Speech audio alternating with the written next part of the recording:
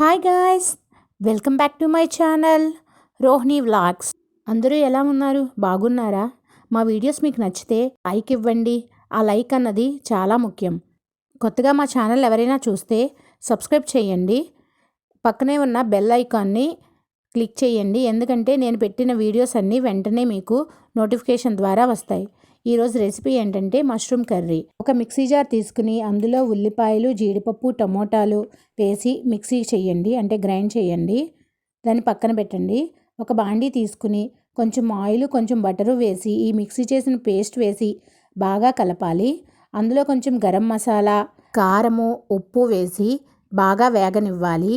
Oil పైకి తేలేంత వరకు ఈ మసాలా అన్నది వేగాలి.